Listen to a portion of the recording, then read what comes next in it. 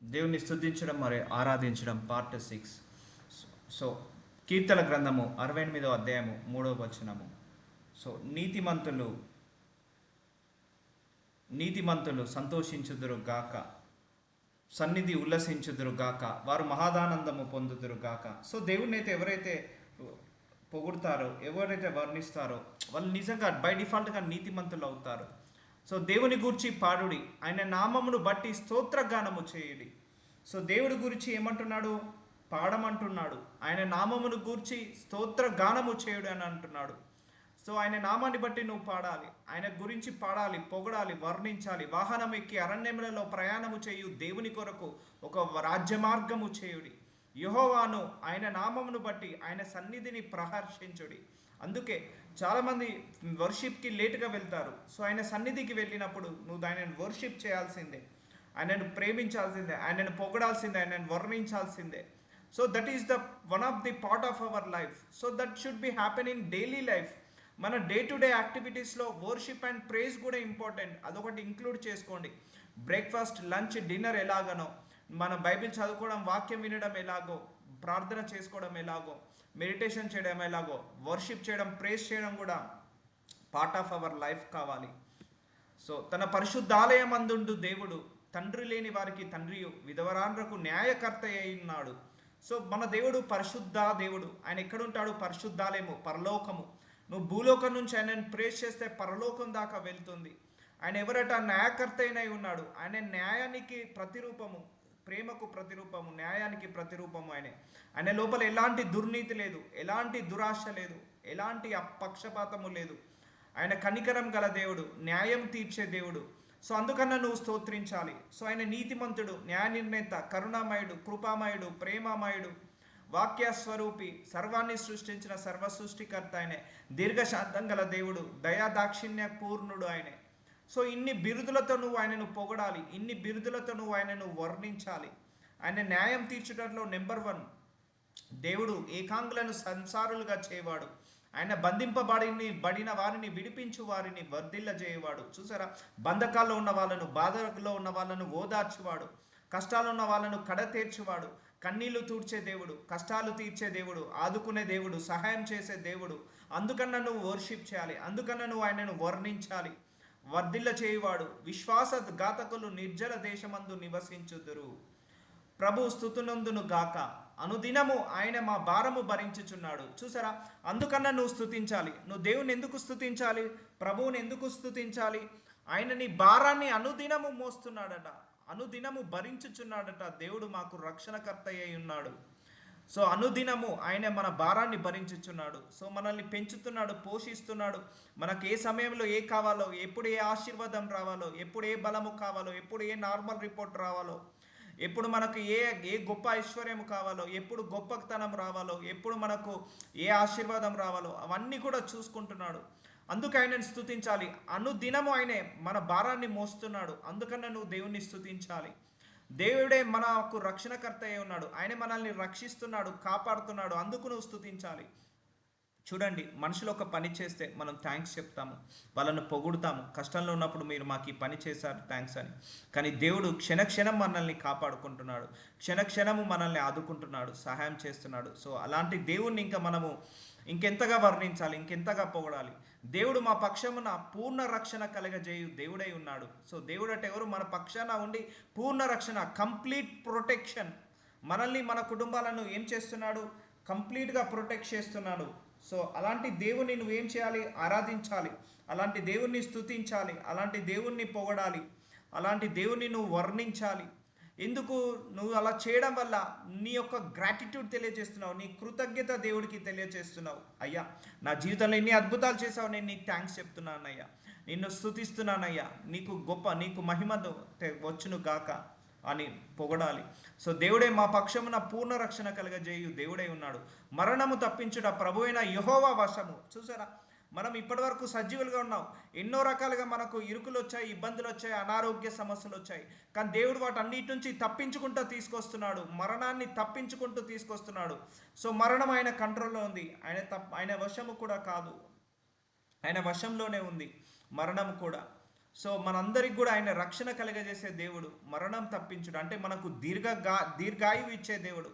So నువ్వు అందుకన్నా నువ్వు వర్ణించాలి, పొగడాలి, దేవుణ్ణి స్తుతించాలి. So there are thousands of reasons, 10,000s of reasons to worship God, to praise God. So దేవుణ్ణి వర్ణించడంలో, పొగడంలో చాలా రీజన్స్ ఉన్నాయి, చాలా రీజన్స్ ఉన్నాయి. ఆయన అర్హుడు, ఆయన ఒక్కడు మాత్రమే అర్హుడు, ఇంకెవరు కూడా అర్హుడు కారు. మత్తయి సువార్త 21 జన సమూహంలోను అనేకులు తమ బట్టలు దారి పొడుగున పరిచిరి, కొందరు చెట్లు కొమ్మలను నరికి దారి పొడుగున పరిచిరి. జన సమూహములలో ఆయనకు ముందుగా వెళ్ళుచుండు వారును వెనుకకు వచ్చిచుండు వారును, దావీదు కుమారునికి జయము, ప్రభు పేరుట వచ్చువాడు స్తుతింపబడును గాక, సర్వోన్నతమైన స్థలములలో జయము అని కేకలు వేచుండి. యేసు ప్రభు వారు ఒక ఒక ఒక దినమున, పండుగ దినమున తను గాడిద మీద ఎక్కుకొని వస్తున్నప్పుడు, సో జనులందరూ ఆయనని ఇలా పొగిడారు. సో వచ్చుచుండిన వారు, దావీదు కుమారునికి జయము, ప్రభు పెరుగుట వచ్చువాడు స్తుతింపబడును గాక, సర్వోన్నతమైన స్థలములలో జయము అని కేకలు వేయుచుండిరి. సో ఇలా అందరూ పొగుడుతూ ఉండేవాళ్ళు ఆయనను ఆ రోజు వస్తున్నప్పుడు. సో ఆయనను ఇలా వర్ణించారు, సర్వోన్నతమైన స్థలంలో జయము అని కేకలు వేయుచుండిరి.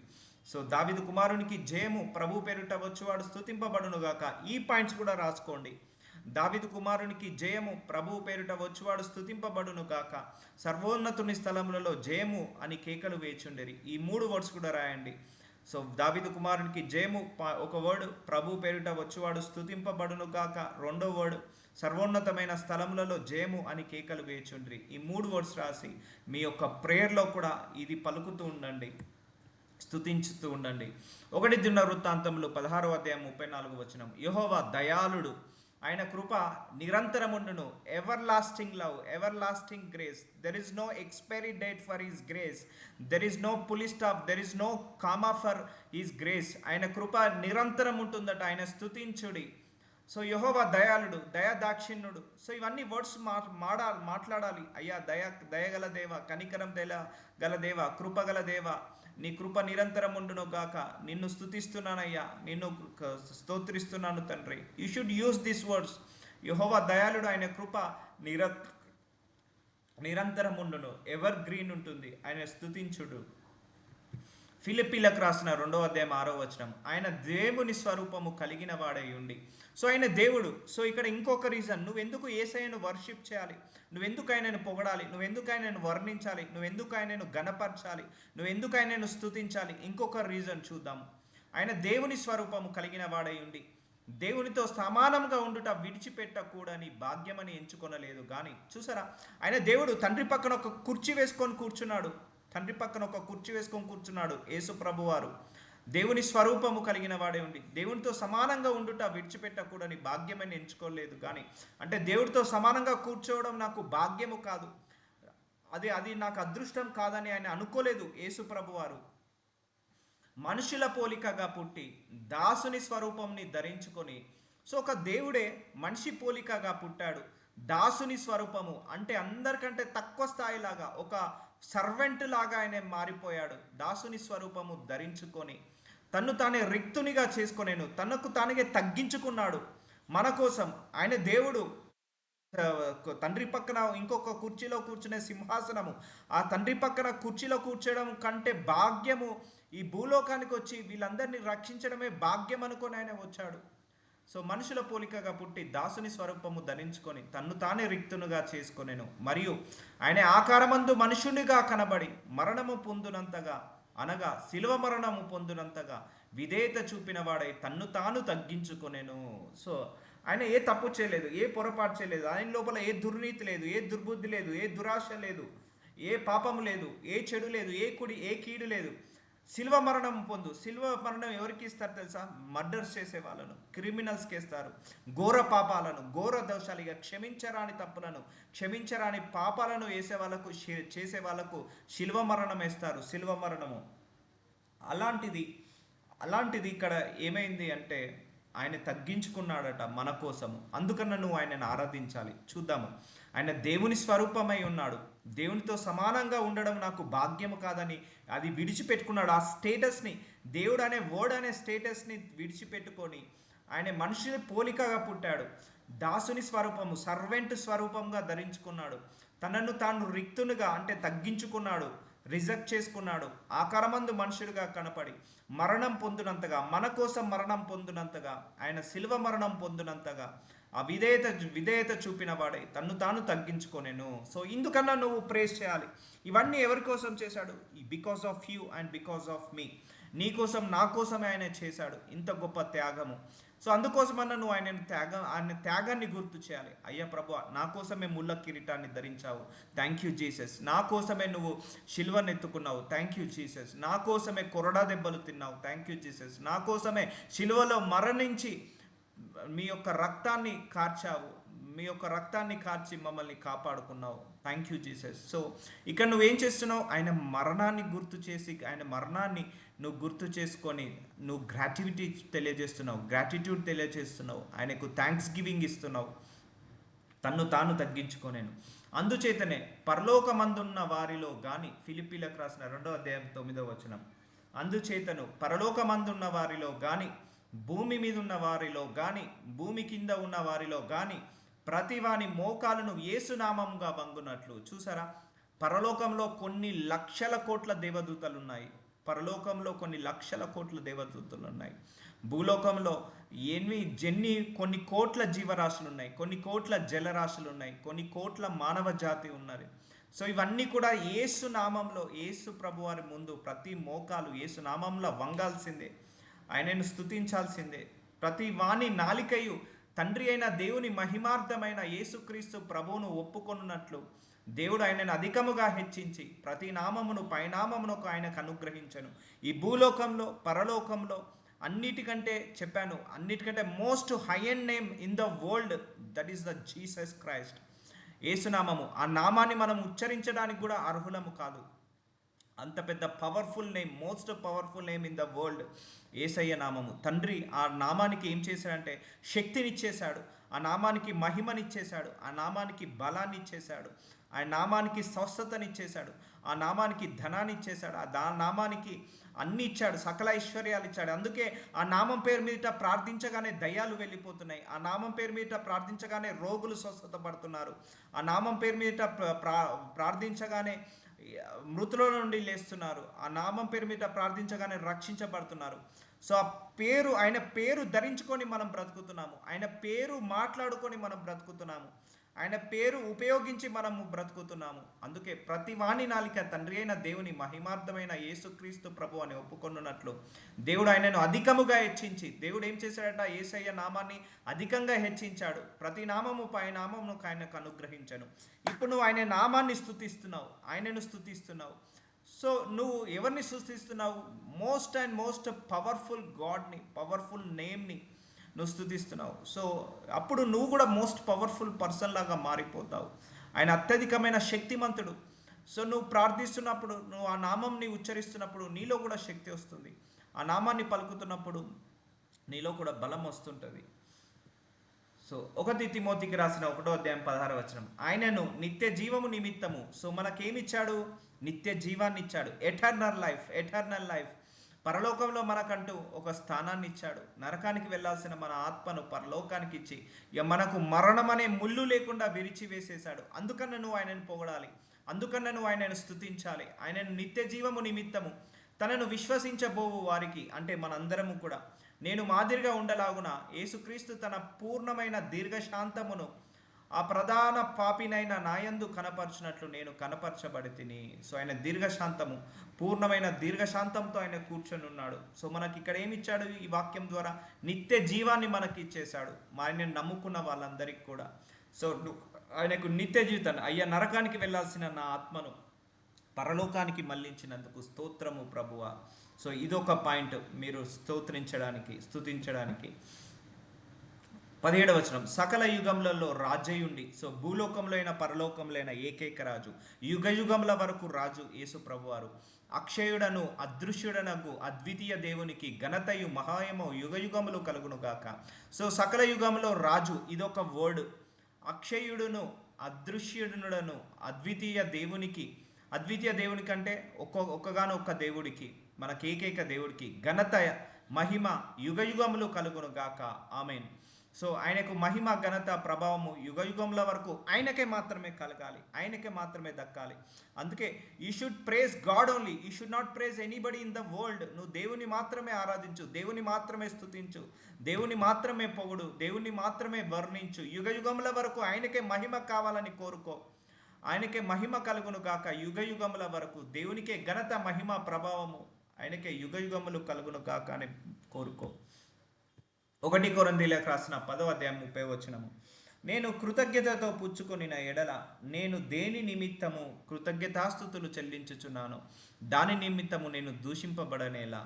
కాబట్టి మీరు భోజనము చేసినను పానము చేసినను మీరేమి చేసినను సమస్తమును దేవుని మహిమ కొరకు చేయుడి. నువ్వేం చేసినా కూడా దేవుడికి మహిమ కలగాలి, కానీ నీ సొంత సౌలభ్యం కోసం ఏం చేసుకోవద్దు.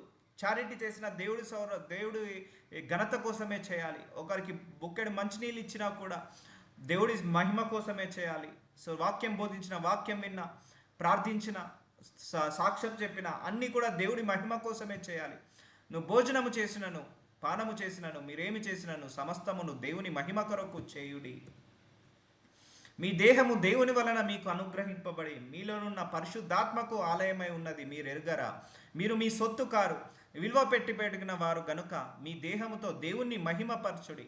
సో మన దేహము దేవుని వల్ల అనుగ్రహించబడింది. అంతే, ఈ దేహం మీద హక్కుదారుడు ఎవరు? దేవుడే.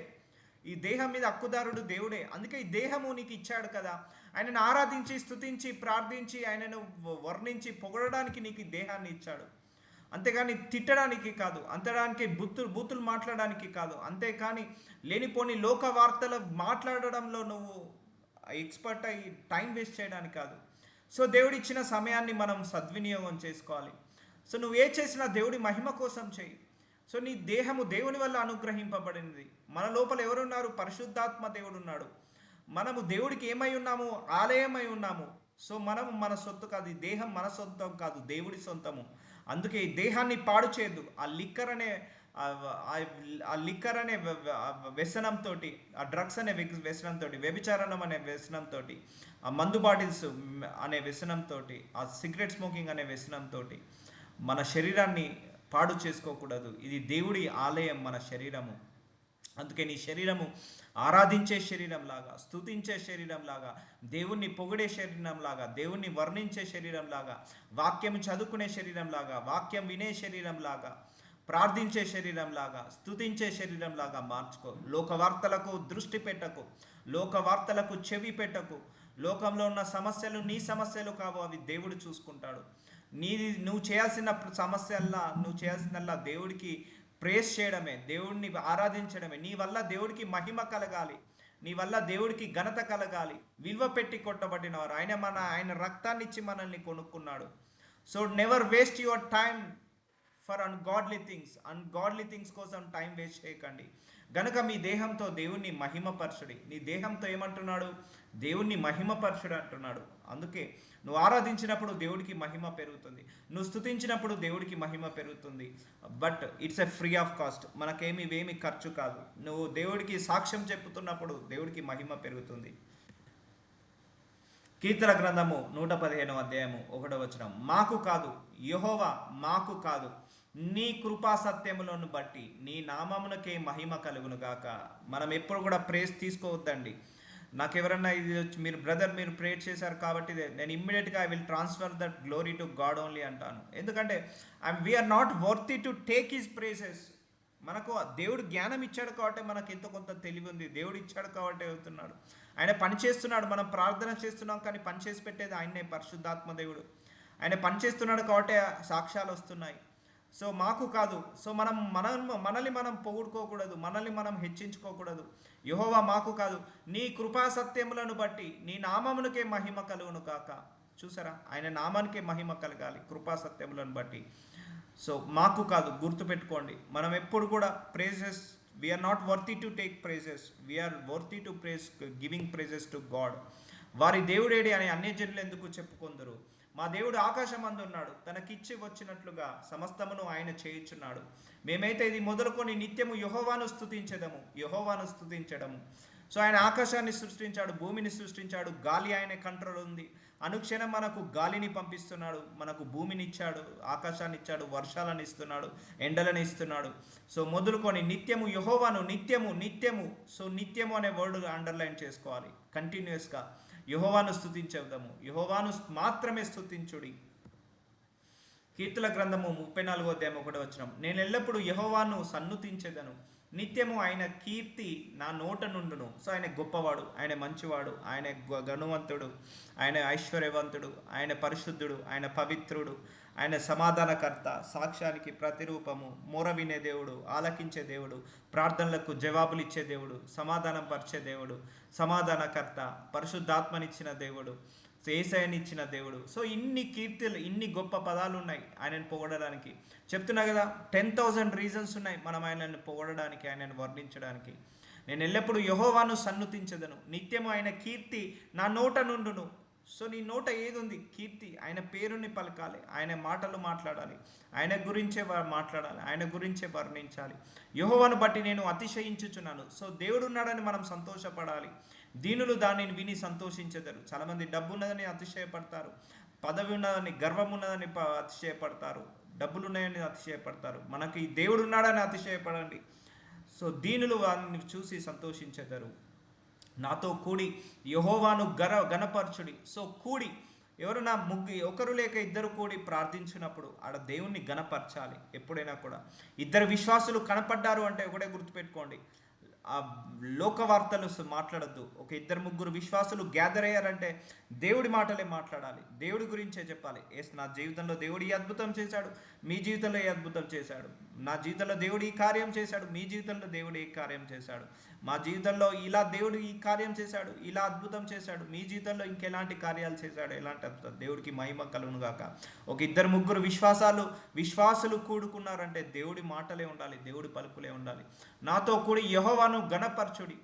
మనము ఏకముగా కూడి ఆయన నామమును గొప్ప చేయుదుము. చూసారా, ఏకముగా కూడినప్పుడు, సంఘంగా కూడినప్పుడు, సభ్యత్వంగా కూడినప్పుడు, సమాజంగా కూడినప్పుడు, ఒక చర్చిలో కూడినప్పుడు నువ్వు ఆయన నామాన్ని గొప్ప చేయాలి. ఇద్దరు కూడుకున్నప్పుడు సినిమాల గురించి కాదు, షికార్ల గురించి కాదు, ఆయన రాజకీయాల గురించి కాదు. నువ్వు ఒక ఇద్దరు విశ్వాసులు గ్యాదర్ అయ్యారు అంటే దేవుడి గురించే మాట్లాడుకోవాలి, ఆయన నామాన్ని గొప్ప చేయాలి. నేను యెహోవా యొద్ద విచారణ చేయగా ఆయన నాకు ఉత్తరం ఇచ్చాను, నాకు కలిగిన భయం అన్నింటిలో నుండి ఆయన నన్ను తప్పించాను. చూసారా, ఆయన దగ్గర విచారణ చేసినప్పుడట మనకు ఏం జరిగిందట? సో నేను యెహోవా యొద్ద విచారణ చేయగా ఆయన నాకు ఉత్తరం ఇచ్చాను, నాకు కలిగిన భయం అన్నింటిలో నుండి ఆయన నన్ను తప్పించేదను. సో మన భయాల నుంచి, బాధల నుంచి విడుదల కలిగిస్తున్నాడు. సో ఇదొక రీజన్. సో చెప్తున్నాను కదా, ఇన్ని రకాలుగా నేను ఎందుకు చెప్తున్నానంటే దేవుడు మనల్ని ఎన్ని రకాలుగా ఆదరిస్తున్నాడో, ఎన్ని రకాలుగా ప్రొటెక్ట్ చేస్తున్నాడో, ఎన్ని రకాలుగా మనల్ని కాచి కాపాడుకుంటున్నాడో, ఇవన్నీ కూడా మనము చూసుకున్నప్పుడు మనకు అర్థమవుతుంది. సో అంటున్నారు అందరూ దేవుణ్ణి స్తుతించాలి.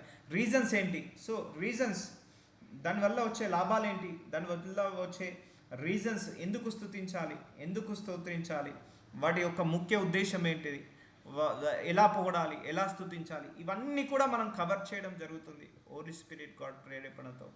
సో అందరూ కూడా ఇలాంటి వర్డ్స్ మీరు ఉపయోగించాలి మీ ప్రేయర్లో. స్టార్టింగ్ మీరు లేవగానే దేవుణ్ణి స్తుతించండి ఫస్ట్. అయ్యా సర్వోన్నతుడవు, సర్వశక్తిమంతుడవు, నీతిమంతుడవు, గుణవంతుడవు, ధనవంతుడవు, ఐశ్వర్యవంతుడవు, సర్వాన్ని సృష్టించిన సర్వ సృష్టికర్తవయ్యా, నన్ను కూడా సృష్టించావు, దీర్ఘశాంతం గల దేవ, ప్రేమ గల దేవ, అద్భుతాలు చేసే దేవ, ఆశ్చర్యమైన కార్యాలు చేసే దేవ, దయా దాక్షిణ్య సంపూర్ణుడవు, సర్వశక్తివంతుడవు, ఏకైక దేవుడవు, నిజమైన దేవుడవు, మృతుల నుండి లేచిన దేవుడవు, సర్వాన్ని సృష్టించిన దేవుడవు, నా కోసం మరణించిన దేవుడవు, మళ్ళీ నా కోసం తిరిగి 3వ రోజున లేచిన దేవుడవు, ఎన్నో అద్భుతాలు చేసిన దేవుడవు, నాకు జాబ్ లేనప్పుడు జాబ్ ఇచ్చావయ్యా, నన్ను అన్ని జనుల నుంచి, అన్ని సాంప్రదాయాల నుంచి, అన్ని విగ్రహాల నుంచి నన్ను విడుదల కలిగించావు తండ్రి. నన్ను నీ కృపను బట్టి ఆశీర్వదిస్తున్నందుకు వందనాలు, నీ ప్రేమను బట్టి ఆశీర్వదిస్తున్నందుకు వందనాలు. సమస్త ఘనత, మహిమ, ప్రభావము యుగ యుగముల వరకు నీకు మాత్రమే కలుగును గాక.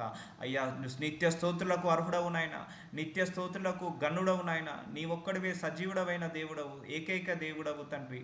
సో ఇలా దేవుని నువ్వు హోల్ హార్టెడ్గా నువ్వు ఇట్లా ఒక 10 నిమిషాలు వర్ణిస్తుండు దేవుణ్ణి. ఒక మార్నింగ్ లేవగానే, తర్వాత ఇక మన కంటిన్యూస్ లీస్ట్ ఉంటుంది కదా, అయ్యా నాకు జాబ్ కావాలి, ఇల్లు కావాలి, అయ్యా హెల్త్ కావాలి, లేకపోతే ప్రాస్పరిటీ కావాలి, ప్రమోషన్ కావాలి, then we can go for your personal prayer request. So నాతో కూడి యెహోవాను గణపరచుడి. సో ఇద్దరు ముగ్గురు కూడినప్పుడు దేవుణ్ణి గణపరచాలి, ఆయన నామమును గొప్ప చేయాలి. ఆయన మన కలుగు భయాలన్నింటిలో ఆయన మనల్ని ఏం చేస్తున్నాడు? తప్పిస్తున్నాడు. వారు ఆయన తట్టు చూడగా వారికి వెలుగు కలిగెను. సో దేవుడు చీకట్ల నుండి, డార్క్నెస్ నుంచి ఆయన లైట్లోకి మనల్ని తీసుకొస్తున్నాడు. వారి ముఖములు ఎన్నడూ లజ్జింపకపోను. అంటే ఆయన నమ్ముకున్న ప్రజలు ఎప్పుడు కూడా సిగ్గుపడరు, ఓడిపోనీయడు, తక్కువ కానీయడు, తక్కువ చేయనీయడు. ఇవన్నీ ప్రార్థించాలి. అయ్యా నేను నిన్ను నమ్ముకున్నానయ్యా, నేను ఎక్కడ ఓడిపోద్దు, తక్కువ కావద్దు. ఈ దీనుడు మొరపెట్టగా యెహోవా ఆలకించెను. చూసారా, మనం ఎక్కడో భూలోకంలో ఉంటున్నాం, ఆయన ఎక్కడో పరలోకంలో ఉంటున్నాడు. సో మనం ఎన్నో తప్పులు, పొరపాట్లు, దోషాలు చేసినా కూడా మనం ప్రార్థిస్తుండే ఆయన వింటున్నాడు, ఆలకిస్తున్నాడు. ఆయన అతని శ్రమలన్నింటిలో నుండి అతన్ని రక్షించను. చూసారా, మన శ్రమల నుంచి, బాధల నుంచి, కష్టాల నుంచి రక్షిస్తున్నాడు, తప్పిస్తున్నాడు, కాపాడుతున్నాడు. అందుకన్నా నువ్వు దేవుణ్ణి ఆరాధించాలి, స్తుతించాలి, పొగడాలి. యెహోవా యందు భయభక్తులు గల వారి చుట్టూ ఆయన దూత కావలియుండును, వారిని రక్షించును. చూసారా, ఆయన యందు భయభక్తులు ఉన్న వారి చుట్టూ ఆయన యొక్క ఏంజిల్స్ని పంపిస్తున్నాడట, ప్రొటెక్ట్ చేయడానికి, మనల్ని ఏది కూడా తాకకుండా ఉండడానికి మనకు ఒక దేవదూతలతో సహాయాన్ని చేస్తున్నాడు. సో అంత ప్రొటెక్షన్ మనకి ఇచ్చాడు కదా. దేవుణ్ణి నువ్వు ఆరాధించడానికి ఇంకొక రీజన్ ఇది, యెహోవా ఉత్తముడని రుచి చూచి తెలుసుకొనుడి. సో ఈ దేవుడి దగ్గరికి రావాలంటే ఖచ్చితంగా ఇది జరగాల్సిందే. నేను కూడా ఈ దేవుడి గురించి నాకు ఎవ్వరూ చెప్పలేరు, ఈ గొప్ప దేవుడు ఉన్నాడని, సజీవుడైన దేవుడు ఉన్నాడని, ఇంత గొప్ప, నేను కూడా రుచి చూసే తెలుసుకున్నాను ఈ దేవుడి యొక్క గొప్పతనము, ఈ దేవుడి యొక్క మంచితనము, ఈ దేవుడి యొక్క అద్భుత కార్యాలు, ఆశ్చర్య కార్యాలు, మహిమగల కార్యాలు అన్నీ కూడా నేను కూడా రుచి చూసి తెలుసుకున్నాను. ఆయన ఆశ్రయించు నరుడు ధన్యుడు. చూసారా, మనం అందరూ ఆశ్రయాన్ని ఇస్తున్నాము, ఆయనను ఆశ్రయిస్తున్నాం, నరుడు ధన్యుడు. ఎందుకంటే చూడండి, ఈ భూలోకంలో అందరూ వేరు, మనం వేరు. గుర్తుపెట్టుకోండి, మన మన యొక్క దారి దేవుడి దారి, మన యొక్క దారి ఇరుకు ద్వారమైనది దేవుడి, ఏంటిది, జీవానికి నడిపించే దారి మనందరిది కూడా. సో ఈ దేవుణ్ణి మనం ఆశ్రయిస్తున్నాం, ఈ దేవుణ్ణి మనం పొగుడుతున్నాం, ఈ దేవుణ్ణి వర్ణిస్తున్నాం, ఈ దేవుడికి ప్రార్థన చేస్తున్నాం, మనందరం కూడా ధన్యులము. సో ఇది మనకు పరలోకంలో మీకు తెలుస్తుంది. ఇవన్నీ యొక్క గొప్పతనం కూడా మనకు ఎటర్నల్ లైఫ్లో వినపడుతుంటా అంటే ఇవన్నీ కూడా. అలాని భూలోకంలో ఆయన తక్కువ చేస్తున్నాడా? తక్కువ చేయట్లేదు, కాచి కాపాడుతున్నాడు. సో నువ్వు ప్రేస్ చేయడానికి ఇంకొక రీజన్ ఏంటిది? ఆయన దూత మనకు కావలిగా ఉంటుంది, మనల్ని రక్షిస్తున్నాడు. సో ఆయనను ఆశ్రయించిన నరుడు ధన్యుడు. సో యెహోవా భక్తులారా, ఆయన యందు భయభక్తులు ఉంచుడి, ఆయన యందు భయభక్తులు ఉంచువానికి ఏమీ కొదువలేదు. చూసారా, ఎక్కడ తక్కువ కాకుండా, కొదువ లేకుండా సమృద్ధిగా ఆశీర్వదిస్తున్నాడు. షార్టేజ్ కాకుండా, లిమిటేషన్ లేకుండా సమృద్ధిగా ఆశీర్వదిస్తున్నాడు. సింహపు పిల్లలకు లేమి గలవై ఆకలి గొనును, యెహోవాను ఆశ్రయించే వారికి ఏ మేలు కొదువై ఉండదు. సో దేవుని మనం ఆశ్రయిస్తున్నాము, అందుకే ఆయన మనకు మేలులు చేస్తున్నాడు. ఎక్కడ తక్కువ కాకుండా, తగ్గిపోకుండా, ఏ మేలు కొదువై, ఎక్కడ కూడా కొదువ కాకుండా ఆయన చూసుకుంటున్నాడు. అందుకన్నా నువ్వు ఆరాధించాలి, స్తుతించాలి. మనకు ఎవరన్నా కష్టాలు ఉన్నప్పుడు ఒక 10 రూపాయలు ఇస్తేనే థ్యాంక్స్ అని చెప్తాము.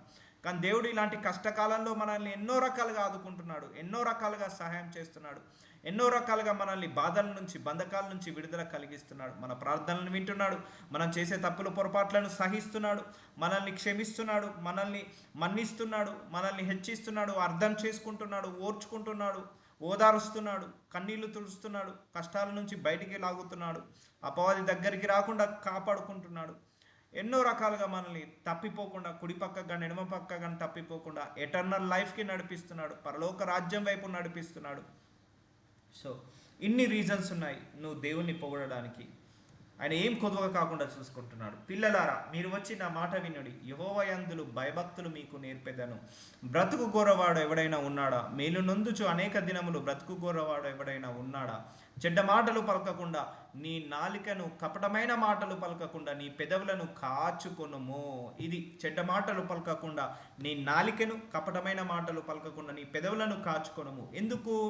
నీ నోరు ఏం నోరు? దేవుణ్ణి ఆరాధించే నోరు, దేవుని స్తుతించే నోరు, దేవుని స్తోత్రించే నోరు, దేవుణ్ణి పొగడే నోరు.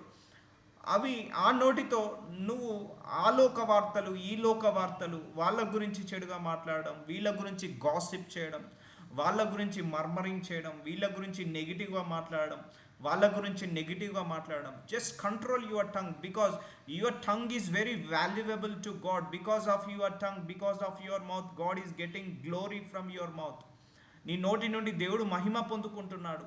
సో అదే నోటితో నువ్వు ఇతరులను తిట్టొద్దు, ఇతరులను శపించొద్దు, ఇతరులను దూషించొద్దు, ద్వేషించొద్దు, ఇతరులను చెడ్డ మాటలు పలకకుండా నీ పెదవులను కాచుకొనుము. నీ పెదవులలో ఏముండాలి? దేవుడి స్తుతి ఉండాలి. నీ పెదవులు ఏముండాలి? దేవుడి ఆరాధన ఉండాలి. నీ పెదవుల మీద ఏముండాలి? దేవుడి వాక్యం ఉండాలి. నీ పెదవుల మీద ఏముండాలి? దేవుడి యొక్క వాక్యం మెడిటేషన్ ఉండాలి. నీ నాలికే కపటమైన మాటలు పలకకుండా పెదవులను కాచుకొనుము. కీడు చేయుట మాలి మేలుని చేయము, సమాధానము వెతికి వెంటాడము. సో ఇవన్నీ కూడా క్రైస్తవుడి యొక్క ముఖ్య లక్షణాలు. ఇవన్నీ కూడా దేవుడి బిడ్డలకు ఉండాల్సిన లక్షణాలు ఇవన్నీ కూడా. అప్పుడే నువ్వు దేవుడి బిడ్డవని ముద్రించబడతావు. యెహోవా దృష్టి నీతిమంతుల మీదనున్నది, ఆయన చెవులు వారి మొరలకు ఒగ్గి ఉన్నది. దుష్క్రియలు చేయవారు జ్ఞాపకమునకు భూమి మీద నుండి కొట్టివేటకై యెహోవా సన్నిధి వారికి విరోధంగానున్నది. సో చూడండి, దేవుడు అసహించుకునే దేవుడు. అన్యాయాన్ని, అక్రమాన్ని, మోసాన్ని, చెడ్డతనాన్ని, పాపాన్ని, ఇవన్నిటిని కూడా సహించే దేవుడు కాదు, అసహించుకునే దేవుడు. ఆయన మనిషిని అసహించుకోడు, ఆ లక్షణాలను అసహించుకుంటాడు దేవుడు. అందుకే నేను చెప్పాను కదా, ఆయన నీతిమంతుడు. సో నువ్వు ఆ నీతిమంతుడిని పొగిడితే బై డిఫాల్ట్గా నువ్వు కూడా నీతిమంతుడు అవుతావు. ఒక క్రిమినల్ని పొగిడావనుకో, నువ్వు తప్పు చేయకుండా నువ్వు కూడా క్రిమినల్ అయిపోతావు. ఒక అబద్ధికుడిని పొగిడావనుకో, నువ్వు అబద్ధం ఆడకుండా నువ్వు కూడా బై డిఫాల్ట్గా అబద్ధికుడు అవుతావు. ఒక మోసం చేసేవాడికి నువ్వు సాయం చేస్తే ఆటోమేటిక్గా నువ్వు కూడా మోసం చేసిన వాడవుతావు. కానీ మన దేవుడు నీతిమంతుడు, పరిశుద్ధుడు, పవిత్రుడు. సో నువ్వు పొగుడుతున్నప్పుడు కూడా నువ్వు కూడా నీతిమంతుడుగా, పరిశుద్ధుడుగా, పవిత్రుడుగా తీర్చబడతావు. సో నీతిమంతులు మొరపెట్టగా యెహోవా ఆలకించును, వారి శ్రమలన్నింటిలో నుండి వారిని విడిపించును. విరిగిన హృదయం గల వారికి యెహోవా ఆసన్నుడు, నలిగిన మనస్సు గారికి ఆయన రక్షించును. సో మనుషులకు ఈ నలిగిన మనసు ఉన్నారనుకో, వాళ్ళు అక్కడి నుంచి వెళ్ళిపోతారు. కానీ దేవుడికి ఎవరైతే బ్రోకెన్ హార్ట్ ఉంటారో, ఎవరైతే నలిగిన మనసు ఉంటుందో వాళ్ళను పట్టించుకుంటాడు, వాళ్ళను ఓదార్స్తాడు, వాళ్ళ కట్లు కడతాడు, వాళ్ళ గాయాన్ని తుడుస్తాడు. అలాంటి దేవుడు. సో నువ్వు అందుకన్నా ఆయనను వర్ణించాలి, అందుకన్నా ఆయనను స్తుతించాలి ఆ గుణానికి. సో నువ్వు మొరపెట్టగా ఆయన ఏం చేస్తున్నాడట? శ్రమల నుండి వారిని విడిపిస్తున్నాడు. సో మనిషి జీవితం చాలా శ్రమలు ఉంటాయి, పోరాటాలు ఉంటాయి, యుద్ధాలు ఉంటాయి. వాటి నుంచి దేవుడు ఏం చేస్తున్నాడు? విడిపిస్తున్నాడు. అందుకన్నా నువ్వు ఆరాధించాలి, అందుకన్నా స్తుతించాలి. సో మనిషికి అంత శక్తి లేదు. ఆ శ్రమల నుంచి, పోరాటాల నుంచి విడుదల కలిగించే శక్తి మనిషికి లేదు, దేవుడికి ఉంది. సో అందుకే you need to praise God. నీతిమంతునికి కలుగు ఆపదలు అనేకములు, వాటన్నింటిలో నుండి యెహోవా వాని విడిపించును. చూసారా, మనకు ఎన్నో ఆపదలు, ఎన్నో శ్రమలు, ఎన్నో పోరాటాలు, ఎన్నో యుద్ధాలు, ఎన్నో అవమానాలు, నిందలు, వాటన్నిటి నుంచి దేవుడు ఏం చేస్తున్నాడట? యెహోవా వాని విడిపిస్తున్నాడట. మనందరినీ కూడా ఆయన ఏం చేస్తున్నాడు? విడిపిస్తున్నాడు. This is the one of the reason to you need to praise God, worship. So ఇవన్నీ నేను చెప్పేది ఎందుకంటే దేవుడు ఎందుకు పోడాలి, మీకు రీజన్స్ తెలియాలి. మనందరికీ కూడా ఆయన మన వెనకాల ఎంత పెద్ద పనులు చేస్తున్నాడో, ఎన్ని గొప్ప కార్యాలు చేస్తున్నాడో వీ నీడ్ టు నో. ఆయన వాని ఎముకలన్నింటినీ కాపాడును, వాటిలో ఒకటైనా నువ్వు విరిగిపోదు. చూసారా, మనల్ని బలహీనపడకుండా, మన అనారోగ్య పాలు కాకుండా మన ఎముకలను కూడా ఆయన తృప్తిపరుస్తున్నాడు, మన శరీరాన్ని. చెడుతనము భక్తిహీనులను సంహరించును, నీతిమంతుణ్ణి ద్వేషించువారు అపరాధులుగా ఎంచబడురు. సో మన నీతిమంతులను అపరాధులుగా ఎంచబడడు. యెహోవా తన సేవకుల ప్రాణంను విమోచించును, ఆయన శరణు జొచ్చు వారిలో ఎవరును అపరాధులుగా ఎంచబడరు. చూసారా, మనం ఆయన శరణు జొచ్చుతున్నాం, తప్పు చేసినాం, ఆయన మనల్ని వేడుకుంటున్నాం, పొరపాటు చేసిన ఆయనను వేడుకుంటున్నాం. ఆయన ఏం చేస్తున్నాడు? మనల్ని నీతిమంతులుగా మారుస్తున్నాడు, పరిశుద్ధులుగా మారుస్తున్నాడు, పవిత్రులుగా మారుస్తున్నాడు, బలవంతులుగా మారుస్తున్నాడు, సమాధానాలు ఇస్తున్నాడు, సాక్ష్యాలను ఇస్తున్నాడు, ఆదరిస్తున్నాడు, కన్నీళ్లను తుడుస్తున్నాడు, కాపాడుతున్నాడు, హెచ్చిస్తున్నాడు, ఆశీర్వదిస్తున్నాడు, స్వస్థతపరుస్తున్నాడు, ఘనపరుస్తున్నాడు, బలపరుస్తున్నాడు. నువ్వు ఆయన దగ్గరికి వెళ్ళిన వాళ్ళని ఆయన ఎప్పుడు కూడా వెనుకకు తోసివేయడు. ఆయన ప్రేమమయుడు, కరుణామయుడు, కృపామయుడు, వాత్సల్య రూపి, దీర్ఘశాంతము గల దేవుడు, సర్వశక్తి గల దేవుడు, మహోన్నతమైన దేవుడు, నీతిగల దేవుడు, పవిత్రమైన దేవుడు. ఆయనే దేవదూతలతో కొనియాడబడుతున్న దేవుడు. సో అంత గొప్ప దేవుణ్ణి నువ్వు పొగుడుతున్నావు, అంత గొప్ప దేవుణ్ణి నువ్వు వర్ణిస్తున్నావు. అది నీ జన్మకు దేవుడిచ్చిన అర్హత అనుకో, ఈ జన్మకు దేవుడిచ్చిన నీకు అదృష్టం అనుకో. నేను చెప్పాను కదా, నేను ప్రేర్ చేసుకుంటాను, I'm not worthy to worship you God. అయ్యా, నిన్ను ఆరాధించే అర్హత నాకు లేదు, నిన్ను స్తుతించే అర్హత నాకు లేదు, నీకు ప్రార్థించే అర్హత నాకు లేదు, నీ వాక్యము బోధించే అంత అర్హత నాకు లేదు, నీ సేవ చేసుకునే అర్హత నాకు లేదు, నీ బిడ్డలకు పరిచర్య చేసే అర్హత నాకు లేదు, పరిశుద్ధులకు పరిచర్య చేసే అర్హత నాకు లేదు. నీ కృపను బట్టి అవకాశం ఇచ్చావయ్యా. ఈ జీవితానికి అదృష్టము ధన్యత. సో నువ్వు దేవుణ్ణి ఆరాధించే స్తుతించడం నీ దేవుడు నీకు ఇచ్చిన అదృష్టం అనుకో, నీకు ఇచ్చిన అవకాశం అనుకో, ఇదే గొప్ప ఆశీర్వాదం అనుకో. సో అప్పుడు నువ్వు దేవుణ్ణి ఆరాధిస్తున్నావు, స్తుతిస్తున్నావు, గణపరుస్తున్నావు. నన్ను గణపరచువాడుతున్నావు కదా, నిన్ను గణపరుస్తాను. నన్ను మహిమపరుస్తున్నావు కదా, నిన్ను మహిమపరుస్తాను. నన్ను బలపరుస్తున్నావు కదా, నిన్ను బలపరుస్తాను అంటాడు దేవుడు. సో ఇప్పుడు అర్థమైందా? ఆశీర్వాదము నువ్వు ఆరాధించడంలో, స్తుతించడంలో ఎంత గొప్ప ఆశీర్వాదం ఉందో దేవుడి దగ్గర. శరణు జొచ్చు వారిలో ఎవరిని అపరాధులుగా ఎంచబడరు. ఏలైనగా సో మత్తయి సువార్త 18వ అధ్యాయము 20వ వచనము, ఏలైనగా ఇద్దరు ముగ్గురు నా నామమున ఎక్కడ కూడి ఉందరో అక్కడ నేను వారి మధ్య ఉందునని చెప్పాను. యేసుప్రభు వారు చెప్పిన మాట. ఎక్కడైతే ఇద్దరు ముగ్గురు కూడి ఆయన నామంలో గ్యాదర్ అవుతారో, so you should praise God. So ఒకటి గుర్తుపెట్టుకోండి, వాక్యం తప్పు చెప్పదు. ఇద్దరు ముగ్గురు నా నామమున ఎక్కడ కూడి ఉందరో అక్కడ నేను వారి మధ్యన ఉందును అని చెప్పాను. ఉన్నాడు అంటే ఉన్నాడు అంతే, ఉన్నాడు అంతే. ఇక్కడ మనము ఇద్దరు కాదు, ముగ్గురు, మనం 10 మంది గ్యాదర్ అయి ఉన్నాము. సో ఇక్కడ యేసుప్రభు వారు ఉన్నారా లేరా? ఈ వాక్య ప్రకారం ఉన్నాడు. You should trust like that only word. So ఇద్దరు ముగ్గురు ఆయన నామంలో కూడినప్పుడు, అంటే నువ్వు సంఘంలో కూడుకున్నావు, అక్కడ ఏం చేయాలి? దేవుడు చూస్తున్నాడు. అక్కడ యేసయ్య నేను ఉంటాను అంటున్నాడు, ఉన్నాడు కూడా. గుర్తుపెట్టుకోండి, దేవుడు నేను ఉన్నాను అని వాక్యంలో చెప్పానంటే ఉన్నాడు అన్నట్టే, ఉంటాను అంటే ఉంటాను అన్నట్టే. సో ఒక ఇద్దరు పరిశుద్ధులు, ఇద్దరు ముగ్గురు ప్రార్థన కోసం ఏకీభవిస్తున్నారా, అక్కడ యేసయ్య ప్రజెన్స్ ఉంటుంది. లేకపోతే నువ్వు మందిరానికి వెళ్ళావు, అక్కడ ఇద్దరు లేక ముగ్గురు ఎక్కువగా కూడుకొని ఉన్నారా, అక్కడ యేసయ్య ఉన్నాడు. నేను ఉంటాను అని అన్నాడంటే ఉన్నాడు. సో అక్కడ ఏం చేయాలి? మొబైల్ మాట్లాడుకోవాలి. అక్కడ ఏం చేయాలి? లోక వార్తలు మాట్లాడుకోవాలా? లేదు. నువ్వు ఆరాధించేది యేసయ్య చూస్తున్నాడు, నువ్వు ప్రార్థించేది యేసయ్య చూస్తున్నాడు, నీ ప్రవర్తన యేసయ్య చూస్తున్నాడు, నీ యొక్క స్తుతి యేసయ్య వింటున్నాడు, నీ యొక్క ప్రార్థనలు ఆయన వింటున్నాడు. ఇద్దరు ముగ్గురు నా నామమున ఎక్కడ కూడి ఉందరో అంటే ఎప్పుడైతే నువ్వు వర్షిప్ చేయడానికి, ప్రేస్ చేయడానికి, వాక్యం వినడానికి, దేవుణ్ణి ఆరాధించడానికి, స్తుతించడానికి ఎప్పుడైతే నువ్వు గ్యాదర్ అవుతావో అక్కడ దేవుడి ఉంటాడు. ఒక ఇద్దరు ముగ్గురు కలిశారు విశ్వాసులు, సినిమాల గురించి మాట్లాడుకుంటున్నారు, అక్కడ యేసయ్య ఉండడు. లోక వార్తల గురించి మాట్లాడుకుంటున్నారు, యేసయ్య ఉండడు అక్కడ. ఆయన నామంలో ఎవరైతే ఆరాధించాలని కోరుకుంటారో, ఇద్దరు ముగ్గురు విశ్వాసులు కలిసి ఎప్పుడైతే మేము ఆరాధించాలి, మేము స్తుతించాలి, మేము వాక్యం వినాలి, వాక్యం చదువుకోవాలి, ప్రార్థించుకోవాలని అనుకుంటావో అక్కడ దేవుడి యొక్క ప్రత్యక్షత ఉంటుంది, దేవుడి యొక్క ప్రజెన్స్ ఉంటుంది. So will continue tomorrow. అందుకే ఇద్దరు ముగ్గురు కూడినప్పుడు ఏం చేయాలి? ఆరాధించుకోవాలి, స్తుతించుకోవాలి. నజరుడైన యేసయ్య, thank you so much for your mercy, thank you so much for your glory, thank you so much for your grace, thank you so much for your anointing, thank you so much for this word of God my Lord. ఈ వాక్యం ద్వారా మరొకసారి మమ్మల్ని దర్శించావు తండ్రి.